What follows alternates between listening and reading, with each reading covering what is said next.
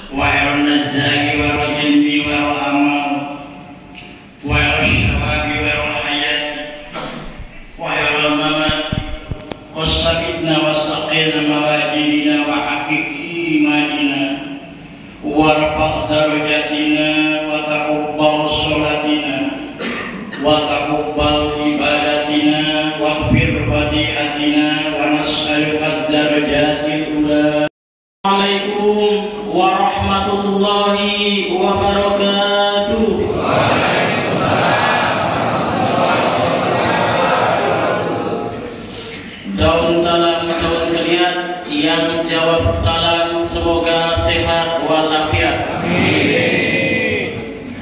Alhamdulillahi alamin wa bihi nasta'inu ala umuri dunya waddin, wassalatu wassalamu ala asrafil anbiya'i wal mursalin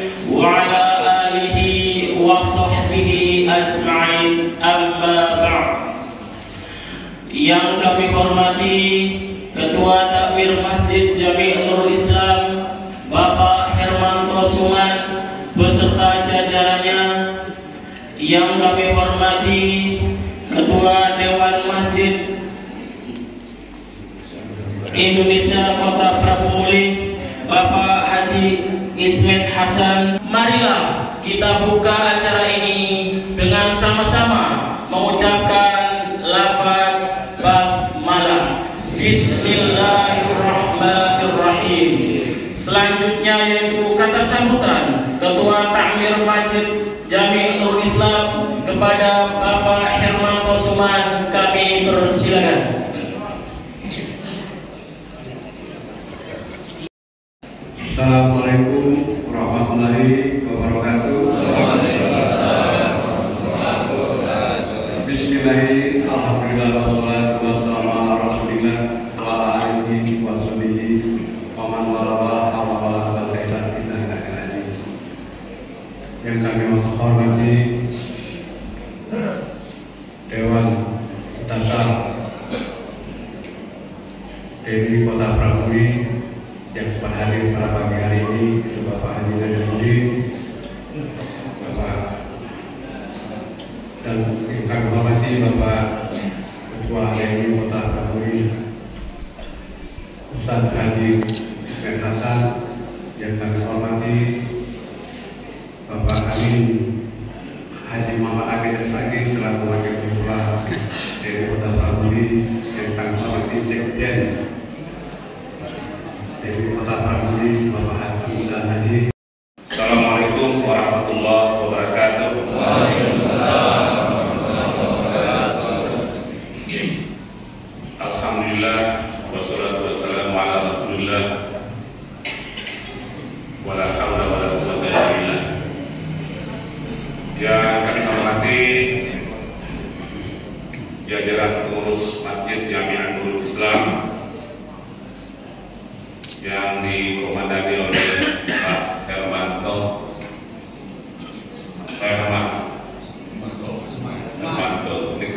Mulpoin apa pada kawan saya Sipa. Beliau ini dulu di Sumur Tinggi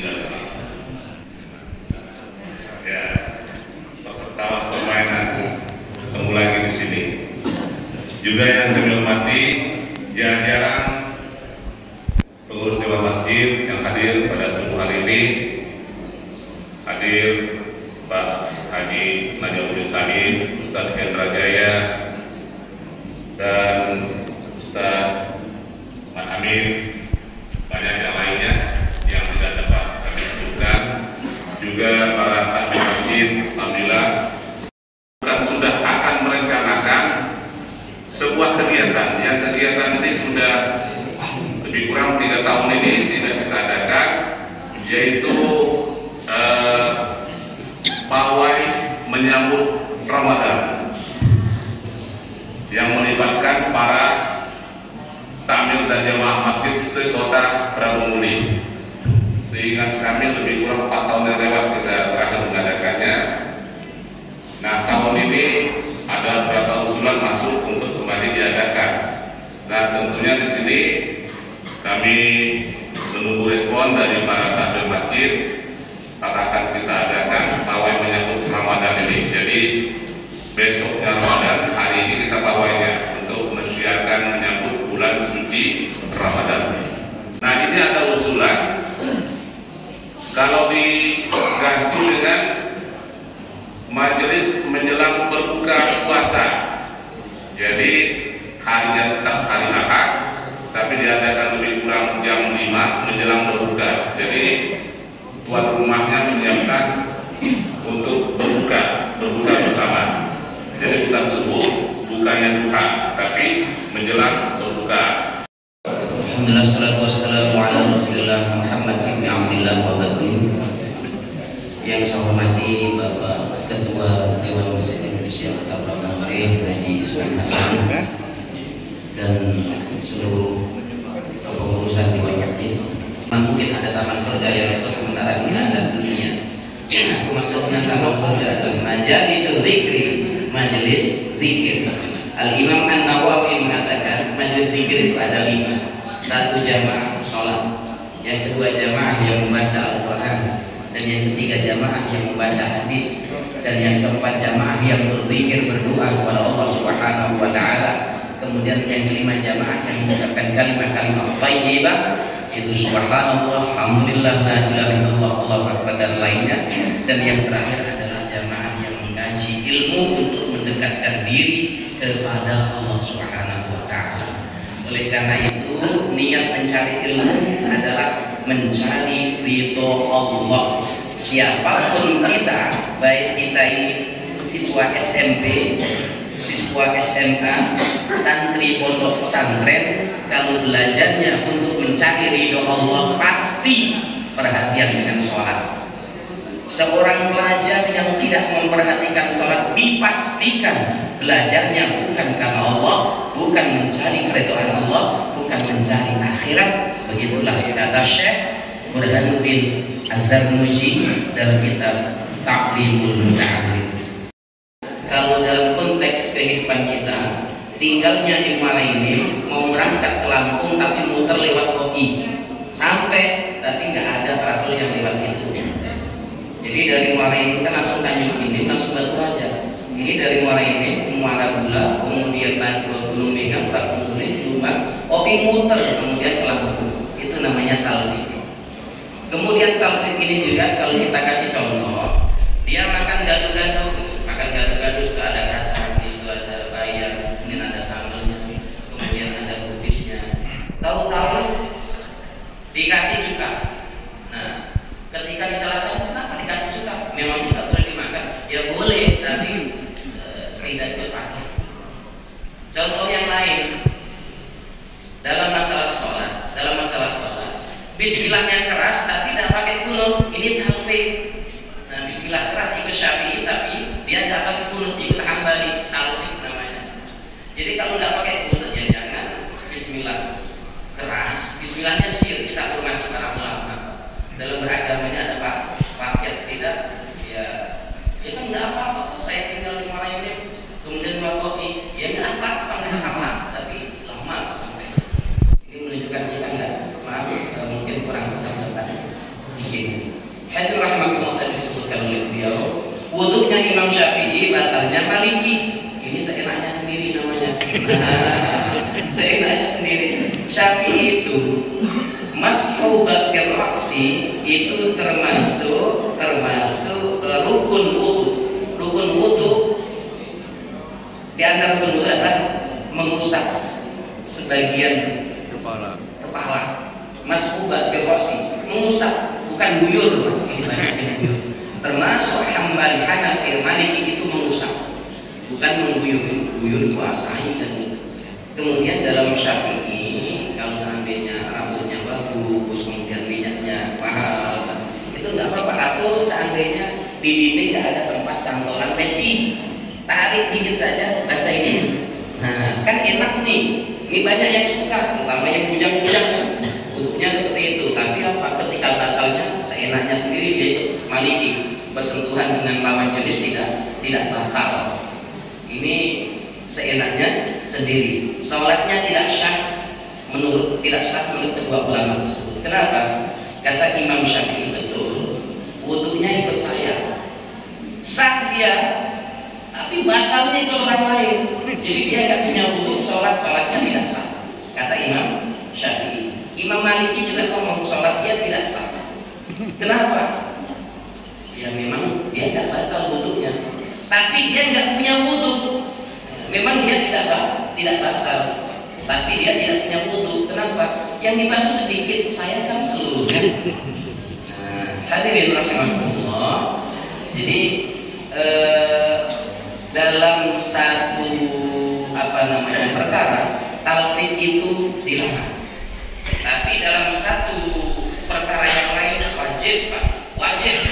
Contoh, kita bermadzhab Hambali, datang dari Mekah, tahu-tahu sholat di masjid Nurul Islam ini, imamnya pakai kunut, Allahumma hdina fiman hadait, wajib makmum ikut imam.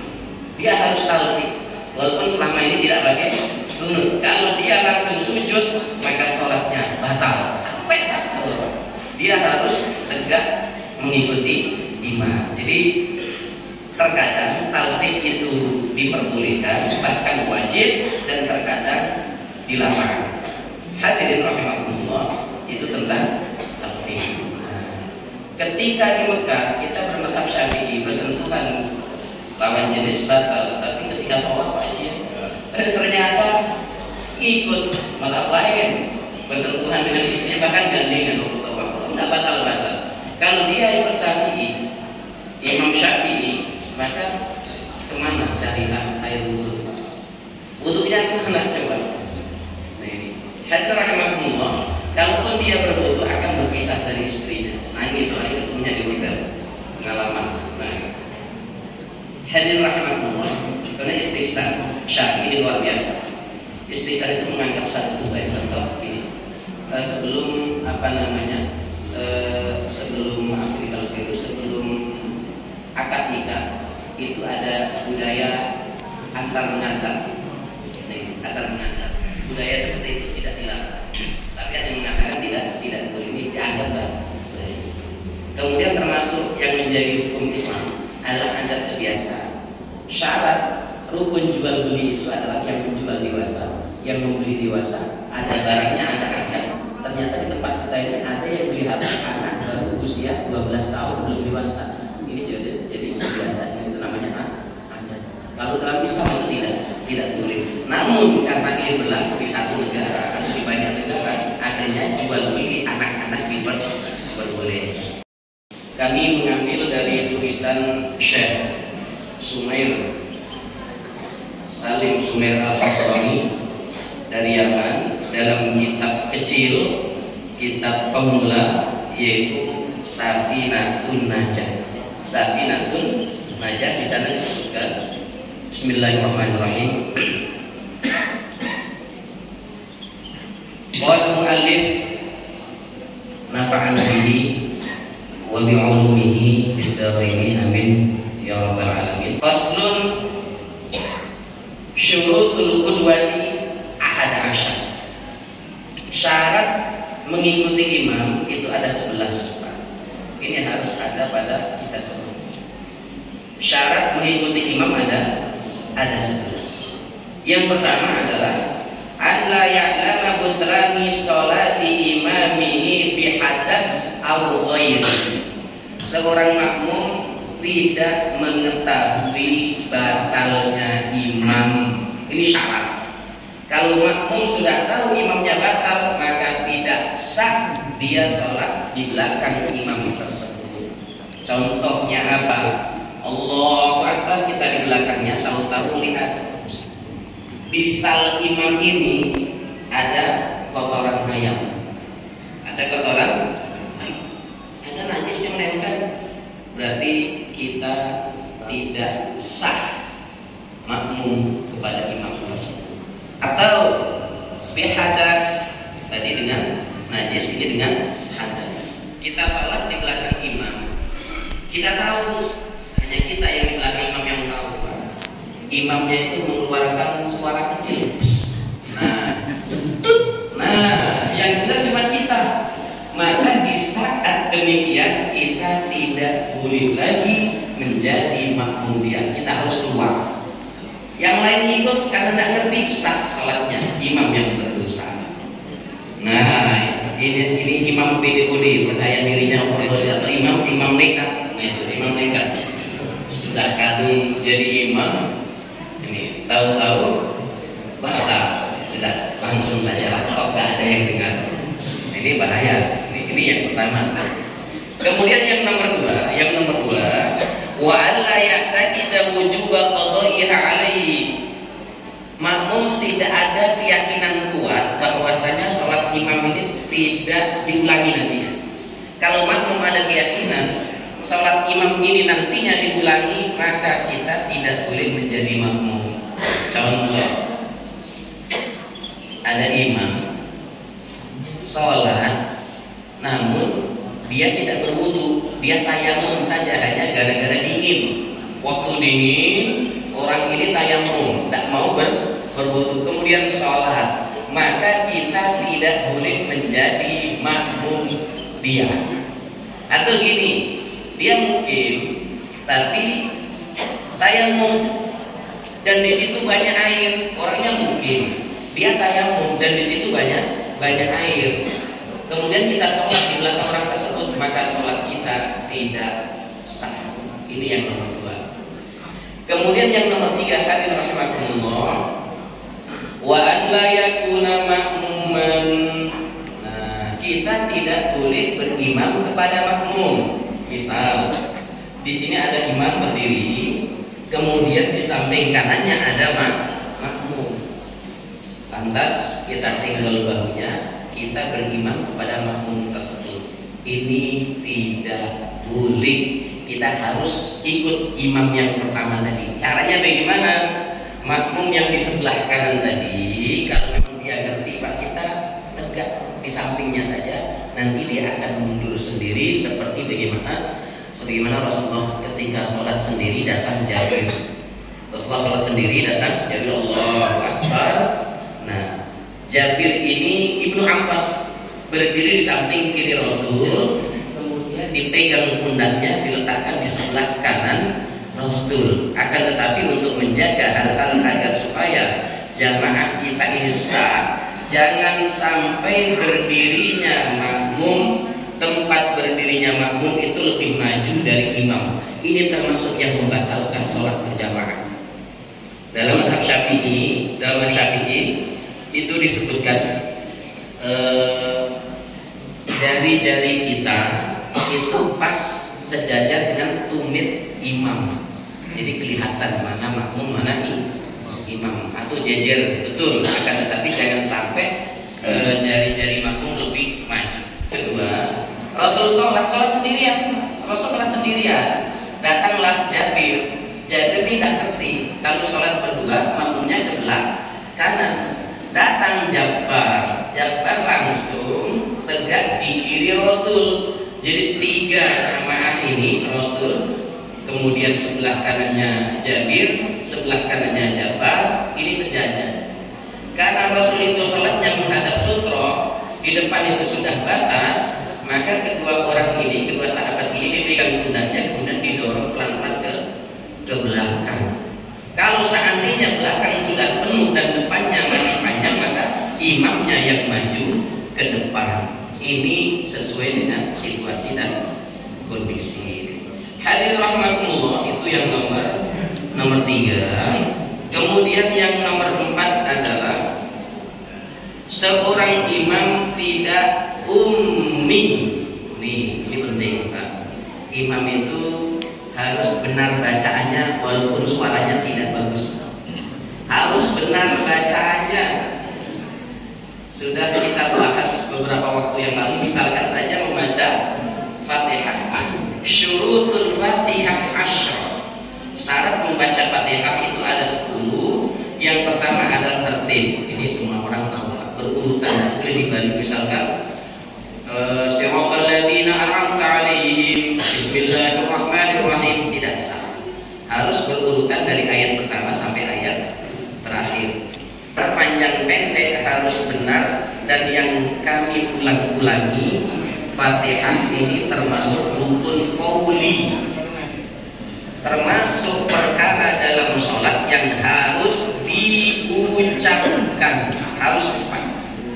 Kalau hanya kumat kamit saja, maka Fatihahnya tidak sah.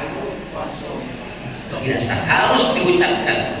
Kami berapa kali sholat di belakang imamnya ngelamun. Jadi Rasul itu kalau sholat jenggotnya ini bergerak-gerak. Kenapa rahang imam ini diam saja? Karena sholat zuhur dipastikan tidak sah. Karena Fatihah itu adalah rukun qauli, rukun yang sifatnya ucapan. Baik di sholat yang berbacaan keras maupun sholat yang berbacaan tidak keras, dan harus diperdengarkan kepada telinganya sendiri. Ini pembahasan lain. Kemudian yang berikutnya adalah syarat menjadi makmum yang nomor 4. Tadi imamnya tidak berbacaan jelek, maksudnya ada salah, tidak boleh ada salah walaupun suaranya tidak baik. Kalau di belakang ada makmum yang qori, bacaannya bagus, kemudian ternyata imamnya bacaannya banyak salah, maka sholat dia tidak sah, dia harus keluar dari jamaah. Makmum yang bacaannya bagus harus keluar dari jamaah. Kecuali makmumnya bacaannya jelek semuanya, maka sholat mereka sah. Jadi hati-hati dalam memilih imam. Hadirin rahimakumullah. Kemudian berikutnya, makmum tidak melebihi tempat berdirinya imam. Ini sudah kami jelaskan. Kemudian makmum mengetahui gerak-gerik perpindahan imam. Makmum mengetahui gerak-gerik perpindahan imam. Oleh karena itu harus ada akses, Pak. Harus ada akses. Kalau makmumnya baris yang ke-20, kan imam tidak kelihatan. Bagaimana caranya? Dia lihat barisan yang ke-19. Barisan yang ke-19 kan nggak lihat Rasul, nggak lihat imam, maka lihat barisan yang ke-18. Makanya harus ada akses tadi. Hadirin rahimakumullah. Kemudian berikutnya, wa an yajtami'a fi masjidin. Makmum dan imam itu harus berada di dalam satu masjid. Tidak boleh makmumnya berada di masjid lain, atau makmumnya berada di rumah walaupun sebelah masjid dan hanya dibatasi oleh gedek misalnya. Di sini masjid dekat sekali, kemudian sebelah kanan itu rumah. Itu tidak sah. Apalagi lewat televisi. Live lewat televisi kita berimam dengan seksudes Masjidil Haram, tidak sah. Kemudian di dalam masjid ini, kendati pun imamnya di depan dan makmumnya di belakang sana, maka sholatnya sah. Kita tidak membahas kesempurnaan sholat jamaah ini, tapi sah atau tidaknya berjamaah. Jadi jangan Ustaz, itu tidak sempurna. Ya memang kita tidak membahas kesempurnaan, kita membahas sah atau tidak sah. Imamnya di sini Allahu Akbar, makmum datang berdiri di samping pintu sana. Usolli fardhul maghribi salasa raka'atin mustaqbil keadaan makmuman lillahi ta'ala, boleh sah. Nih, jadi nggak usah ribut-ribut gara-gara tempat berdirinya sholat. Ini gara-gara sedikit aja nggak sah. Nah, gara-gara tidak nempel tidak sah misalnya. Ini siapa yang membuat aturan seperti ini? Tidak ada yang membuat aturan, Pak. Kemudian imam di sini, makmum di belakang juga sah. Yang penting satu masjid. Tapi masa toh kita tidak mengambil kesempurnaan dan keutamaan sholat. Aneh juga Pak, kalau Pak Ismet imam di sini, saya makmumnya di belakang. Ini aliran mana? Sebenarnya aliran Islam juga itu, tapi tidak sesat. Yang sesat itu yang tidak sholat. Hadirin rahimakumullah. Lalu bagaimana kalau di lapangan luas padang pasir misalnya? Kalau di padang pasir, imam berdiri di sini, makmum tidak boleh lebih dari 300 hasta. Kalau dimeterkan itu 144 meter. Jadi imamnya di sini tengah padang pasir, makmumnya 130 meter di belakangnya sah. Lalu bagaimana koneksinya? Imam kan tidak niat menjadi imam. Tadinya sholat sendiri. Dalilnya mana tuh? Kalau tak ngomong dalil ini susah Pak jawabnya. Karena dalil itu bukan urusan kita. Dalil itu urusan ulama. Kita ini konsumen, pakai mobil, ditanya bagaimana cara buat mobil. Kalau kamu nggak bisa buat mobil, nggak usah pakai mobil. Wah, ini susah seperti itu. Kemudian yang berikutnya, wa an yanwiyal qudwata awil jamaah. Seorang makmum itu harus berniat sholat di belakang. Makanya dalam mazhab Syafi'i itu ada makmuman. Usolli fardhul maghribi salasa raka'atin mustaqbil keadaan makmuman lillahi ta'ala. Kalau dia tidak menyengaja dalam hati untuk menjadi makmum, maka sholatnya tidak sah. Ikut siapa? Tak tahu, yang penting sholat. Nah, bahaya nih.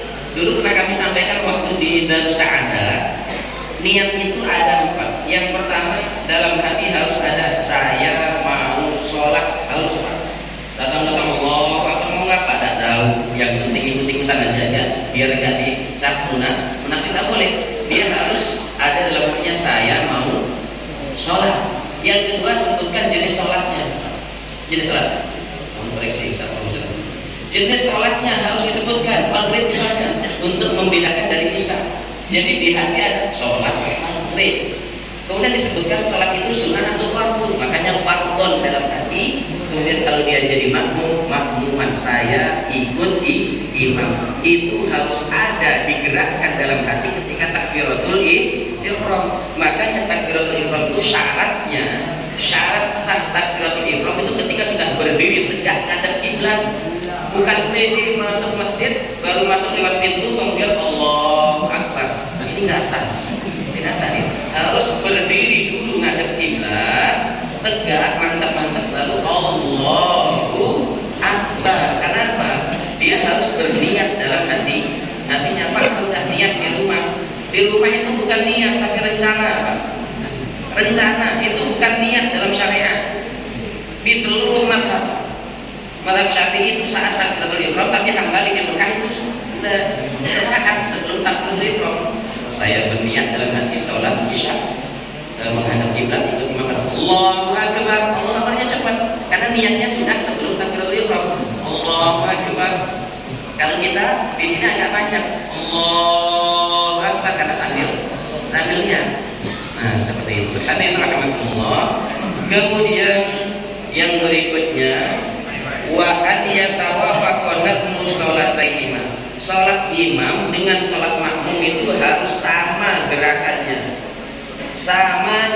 Bukan sama jenisnya, sama gerakannya. Artinya kalau makmum sholat di belakang imam yang susah untuk diikuti cara sholatnya, maka tidak sah sholat jamaahnya. Contoh, saya sholat duhur, sholat asar, berimam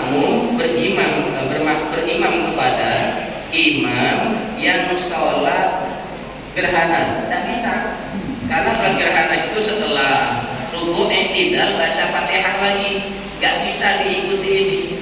Apalagi kita sholat maghrib, sholat isya karena 4 rakaat di belakang orang yang sholat mayit. Nah, sholat isya di belakang orang yang sholat mayit tidak ketemu karena pas sholat mayit tidak ada rukuk, tidak ada sujudnya.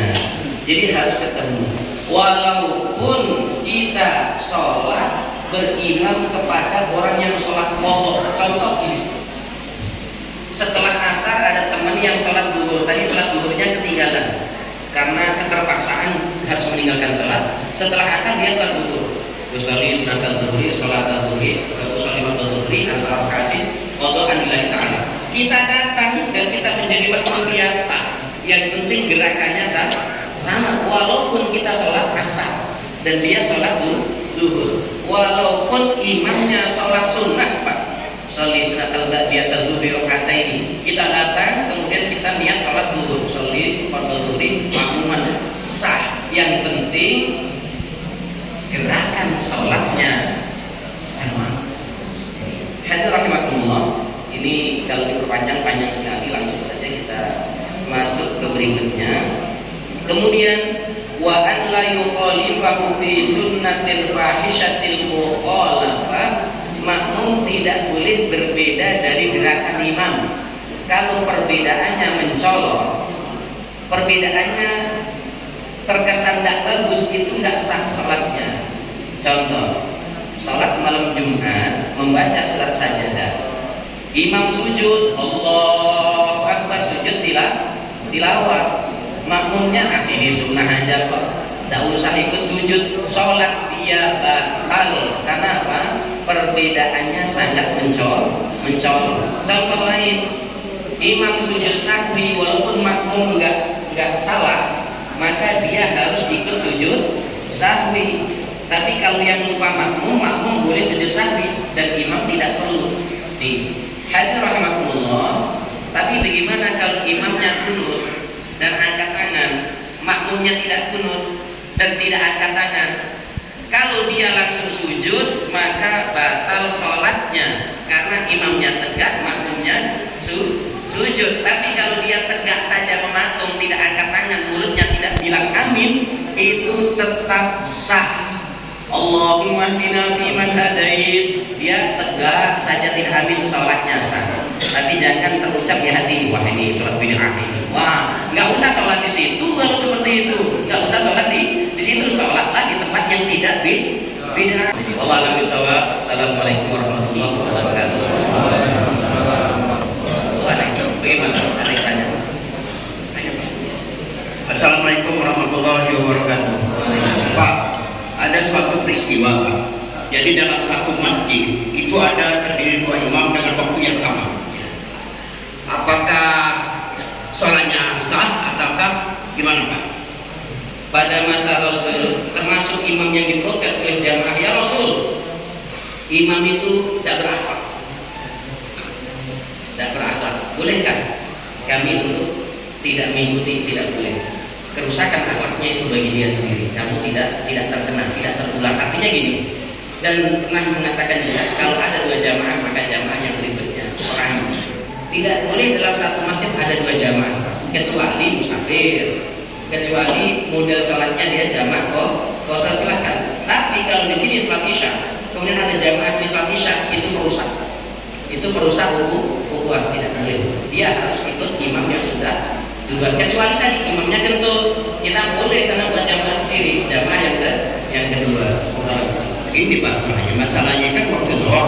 Ya. Waktu zuhur itu Pak, imam masjid sudah masuk, tapi beliau mengadakan untuk membuat imam lagi untuk ibu-ibu Pak.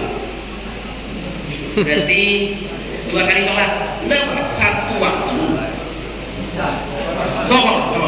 Oh, ya. Jadi boleh ibu-ibu berimam kepada bapak-bapak. Tapi kalau imamnya ibu-ibu, karena masjid perempuan, maka bapak-bapak boleh mengadakan jamaah sendiri dipimpin oleh bapak-bapak. Tapi kalau yang sudah menjadi imam ini laki-laki, maka jamaah ibu-ibu harus mengikuti laki-laki, tidak boleh membuat jamaah berikutnya yang diimami oleh laki-laki. Ini adalah imam laki-laki lain, imam ibu-ibu lain. Ya tidak, satu masjid tidak boleh. Ini baru minggu-minggu tadi Pak terjadi. Ya, tidak boleh. Ini bahaya kalau di Masjidil Haram seperti itu, banyak jamaah dari India, dari mana-mana buat jamaah masjid tidak. Jadi imam di satu masjid itu hanya satu, tidak boleh ada imam lain. Kecuali tadi ada udur, misalkan jamaah kosong, kemudian imamnya batal dan lain sebagainya. Allah alam bisawab. Terima kasih Pak. Ilman nafi'ah. Allahumma inna nas'aluka ilman nafi'a wa rizqan thayyiban wa 'amalan mutaqabbalan. Allahumma 'afina fi abdanina, Allahumma 'afina fi asma'ina, Allahumma 'afina fi absarina. Allahumma inna nas'aluka salamatan fid din wa 'afiyatan fil jasad wa ziyadatan fil ilmi wa barakatan fil rizqi wa tawbatan qabla al-maut wa rahmatan indal maut wa maghfiratan ba'da al-maut. Allahumma hawwin 'alaina fi sakaratil maut wan najata minan nar wa 'afwan lisan. Allahumma ij'al jam'ana hadha jam'an marhuma وافتراقنا من بعده افتراقا معصوما. اللهم ادفعنا الولاء والبلاء والوباء والفحشاء والمنكر والسيوف المختلفة والشدائد والمحن ما ظهر منها وما بطن من بلدنا هذا خاصة ومن بلدان المسلمين إنك على كل شيء قدير.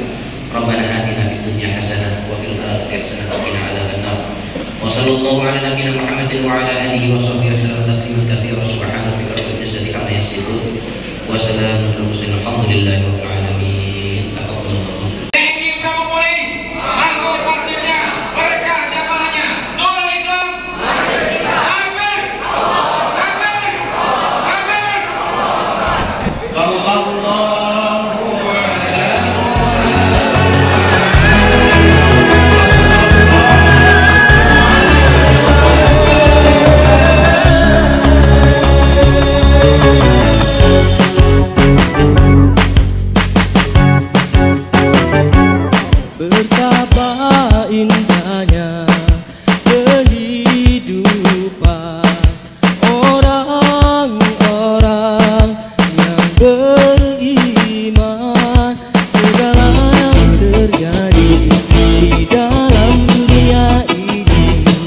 Bagi mereka